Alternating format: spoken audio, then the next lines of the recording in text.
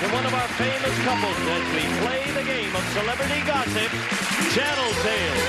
And here's the star of Tattletale, Bert Convy.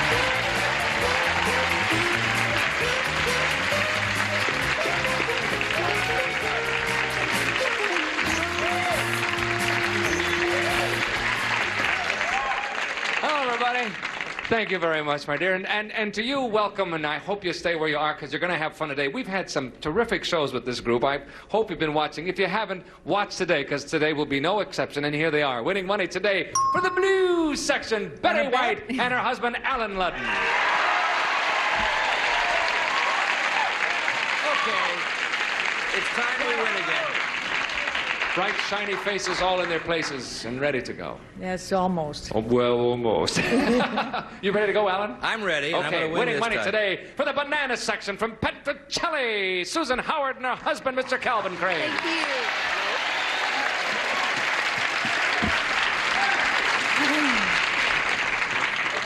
Are you ready too? I hope You so. got to be ready because here we go because this winds it up for you This guys. is it. And you got to finish big. This It's is the time. last chance to do it, Calvin. Do you hear? I'm this ready. is it. All right, winning money today for the red section, ladies and gentlemen, Mr. George Hamilton and his wife, Alana Hamilton.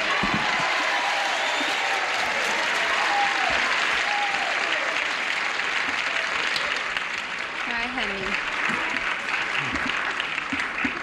Are you two charming, pretty people ready to do this? Oh, we're ready. We're All right. ready. Are you ready, George? George is the only one that's not quite ready. Get ready, Wake George, up, because here we go. George. You all set? He's always sleeping. Oh, don't do that. Now he's acting like his microphone doesn't work. We know you're not talking, George. Here we go. First person worth $150. This is it. Men, a recent study in New York showed that sexual activity of men involved in the stock market fluctuated with the Dow Jones average. Do you think there is any correlation between your own sexual activity and your financial success and failures? Oh, it's a good question, too. Think it over, gentlemen. We'll return in a moment. Well, what it means is, gang, in plain language, you fool around when you're poor as much as you do when you're rich, I guess. Betty, what does Alan's stand on this?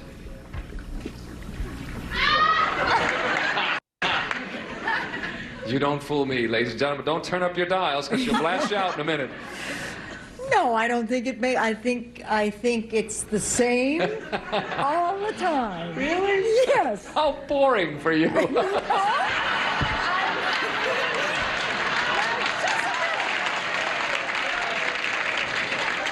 I didn't say how it was. I just said it did not fluctuate. When I said that a moment ago, I was kidding. Please don't think I was attacking dear Alan. You know that. Oh, I know that. But have you got a few minutes? Yes, I'd like to talk about it. All right, you'll say, yeah, it doesn't. Wait a minute. Is there any correlation between your own sex activity and financial? The answer is no. There is no difference between his sex and that. Okay. None whatsoever. Here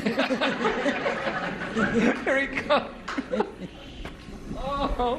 Oh, hi there, Alan. Hi Say, there, Alan. Bert. I don't want to answer this. Oh, we wish you would. Do you think there is any correlation between your own sexual activity and your financial success and failures? Well, I'm not in the stock market with any success, and that doesn't upset me, the stock Right. market. I just lose money in it. But I think it's true that a man is sometimes so involved in his work, not success so much as just his activity and his failures and successes in that degree. Yes, the answer to the question is yes, I think it does. Betty didn't think so. See, that's funny. Betty hadn't noticed the difference at all. Well, I haven't been very successful in a long time. Sorry, Alan, you're wrong, but gee, it was fun. Yeah, I'm Susan, glad what you would Calvin enjoyed it, say? I think Calvin would say it really doesn't matter. He does pretty good, just like he is. Yeah. Has nothing to do with No. how he's doing financially No, at the time. no. All right. I'm glad to hear that. Let's bring Calvin on and see if he agrees. Calvin, do you think there is any correlation between your own sexual activity and your financial successes and failures? Well, I think when we talk about the stock market or what they were doing, they were found a norm. So there were some that didn't and some that did. Say with us, we don't have everything is on one. You know, no, it does not fluctuate. That's right. You got it. That's what I'm trying to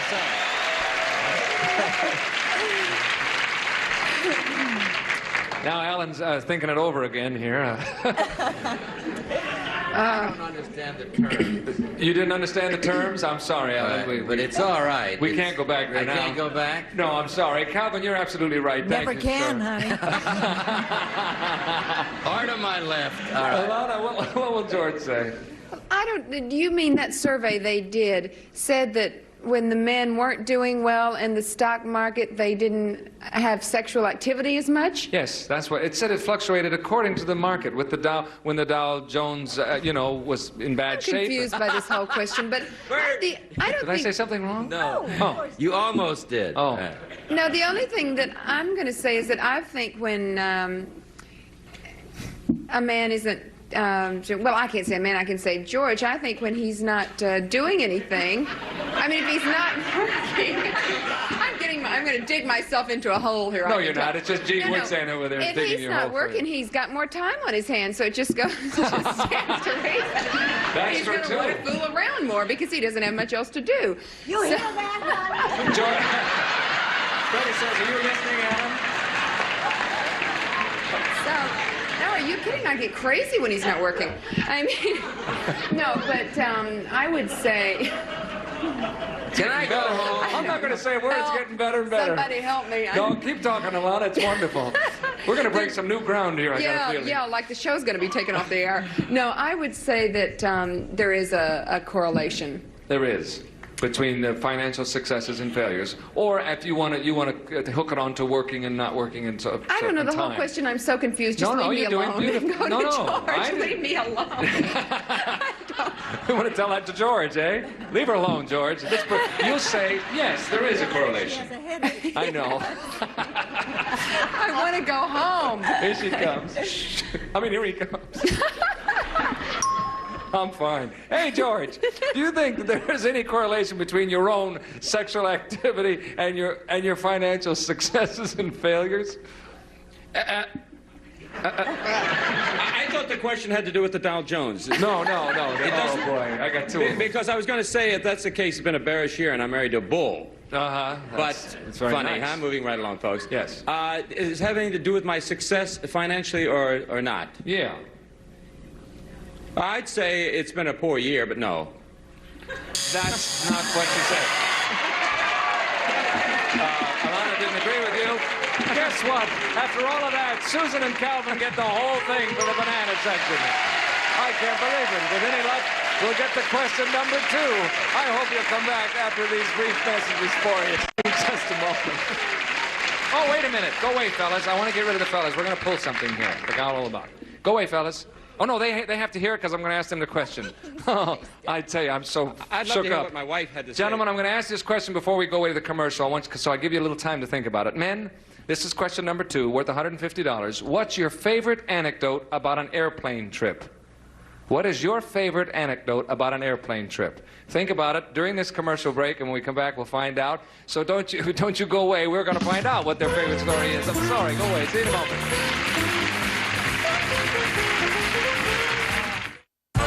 Love is on the air with the Newlywed Game for 5 Valentine nights of making whoopee.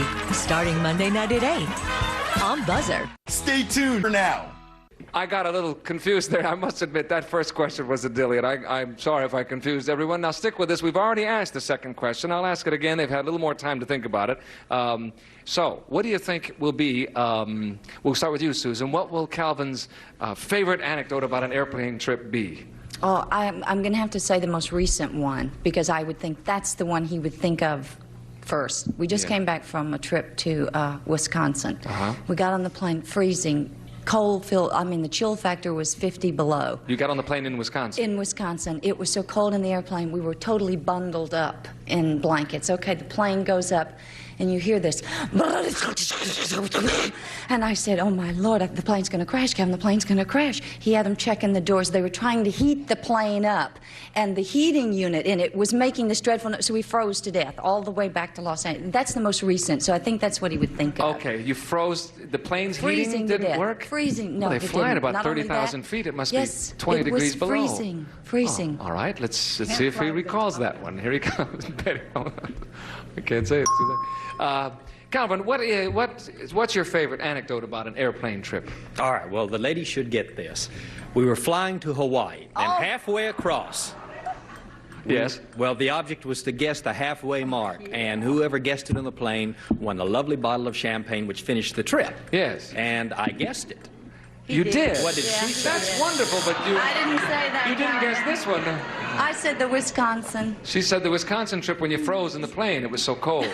Yes, that's another one. Well, I like one of the you thought first, Hawaii, one of you thought cold, Wisconsin. It was recent. That's Sorry why I about thought of that. it. Yeah, Okay. that's right. We didn't say recent on our question, though. Alana, No. what will George say? What's... We've had more incidents on airplanes, but the one that I think he's going to say is one time, I'm very into psychics and clairvoyance and all, and one time my psychic told me, a very well-known lady named Jackie Eastland, who's also a good friend of mine, and she said, tell your husband not to fly on any airplane with a 7 in the flight number or a 7 o'clock departure. And he spent 3 days trying to get back from New York one day, and he was furious at me because everything was either 7 o'clock, a 7 in the flight number, or 7:47, and he couldn't get on an airplane. And they thought he was bananas Right. because, yes, he kept calling the airline saying, do you have a DC-9 leaving at 10:20? He finally took a That's Piper got- Cub at 8 o'clock. All right. That's got to be it. That's the story. Here he comes. George, what's your favorite anecdote about an airplane trip? Well, the one where I got killed. Oh, Actually, there are a lot of them, but and I fly. But my favorite one, I mean, there are hundreds with my wife, but my favorite one was the one where I took off the plane with David Hemmings, Oh, yeah. and he had the vodka bottle stuck to his tongue.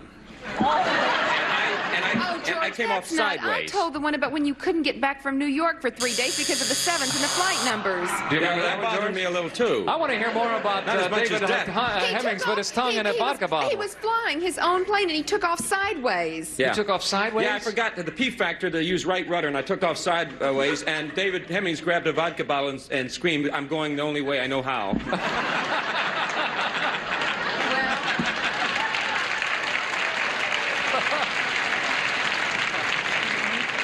Sorry, folks. Oh, can't you just see him afterwards? What was the cause of the accident? We don't know, sir, but this man had his tongue in a vodka bottle. It's the strangest thing. Betty, what will Alan say? Well, not too long after we were married, we were coming back from Hawaii, a very quick trip, and we both had to get back and get to work. So we had to get back on a certain day, and the prices changed meanwhile, and everybody else canceled their reservations to go the next day when the prices had lowered, and we couldn't. So we had an entire huge plane all to ourselves, first class, second class, everything kind, all to ourselves. We were wall-to-wall macadamia nuts. We had, you know, and nothing out there. We sat there. We had all the drinks and the whole thing. We guessed the champagne. It was either he wanted or I wanted. There were 2 people on the plane, and I thought that was a very classy way to hire a whole plane to bring me back. from You had your Hawaii. own charter flight. Okay, let's see if he remembers. Here he comes. Okay, Alan, you've had a lot of time to think about this, sir. What is your favorite anecdote about an airplane trip? It's not only my favorite, it's the only anecdote about an airplane trip that I know. Am I supposed to say the one that Betty thinks I want to say? Yes, uh-huh. Well, I don't have a lot of choice here. We had a marvelous flight. This isn't funny. I could tell from here George's was funny. This isn't funny. We were in Hawaii, and United Airlines changed its prices, and we had to come home, and everybody else didn't have home. And we came That's the home. one. You got it. You got the whole thing, too. That's time. So now we'll change places at halftime, ladies, if you will step to the rear kindly. We'll bring the fellas out front. It's madness today. Don't go away. See you in a moment. Why did we... We have changed places. After halftime, I have the gentlemen with me, and the ladies are in the back. We have two-thirds of a tie. Betty, you and Susan are tied with $150 apiece. And Alana, the hell Zippo. Here we go. This question's worth $150. If you had to choose, which would you say is more important in making your marriage work? Your mutual dependence on each other, or your mutual independence of each other? Good question. Think that one over, ladies. We'll find out. Kind of heavy here. Off they go. And while we're at it, we'll start with you, George. You got to get on the board. This is really one of the toughest questions of all. Mutual dependence or mutual independence? Well, you know, it's neither one, quite honestly. It's called interdependence. Yes. That's really where it is. Well, we're and asking I think everybody you to agrees. take one of the extremes. But we have to take one of these. I would say mutual independence. That's the only reason the relationship works. That's more important than the other. Yeah. Independence, you say. Watch, she'll be independent and say the wrong thing. Right. She'll say what she wants. Here she comes. Ilana, which one of these is more important in making your marriage work? Would you say that your mutual dependence or your mutual independence of each other? Well, I would say it would be our mutual independence. That's it. You got it. You're on the board. Finally, we got one right. You did it. I can't believe it. Okay. Alan, what will Betty say? Ooh, wow-wee. I was going to say something, and you know, this thing makes you think. I was going to say, I really don't particularly want to be independent of Betty. I like being dependent. But then I thought, no, that's not exactly true. I think Betty's going to say, though, that of the two, if you had to choose, and I kind of like to have a mixture, I think she's probably going to say, we do have a certain dependence upon each other, and that's rather precious. Okay. You don't think so? I think it's going to be the dependence. Oh, I think that's lovely. You'll say dependence. More importantly, there's the mutual dependence. Of the two, it's more important that you depend upon each other than it is that you are independent of each other. Okay, here she comes. Let's see what she says. Which would you say is more important in making your marriage work, Betty? Your mutual dependence on each other or your mutual independence of each other? Well, at the expense of getting drummed out of the Corps, because it's not too current in choice, I think, well, we're two whole people. I think it's our nice dependence on each other. That's it. You got it. Absolutely right. Beautifully said by both of you. Thank you, Betty. Thank you, Alan. What'd she say? Never mind. Calvin, what will Susan say? Well, dependence, mutual dependence. We work very closely together. Mutual dependence on each other. Yes. Yeah, Do you work certainly. together? Yes. In what way? Well, I am her manager. That's what I was driving at. I knew that I wanted to. Together. Yes, that's what I wanted to hear. Okay, you'll say mutual dependence. Right. Here comes Susan. Susan, which would you say is more important in making your marriage work? Your mutual dependence upon each other or your mutual independence of each other? Well, I have to tell you, we do so much together, and we really enjoy each other. We like each other. I have to say the dependence. That's the one. You got it.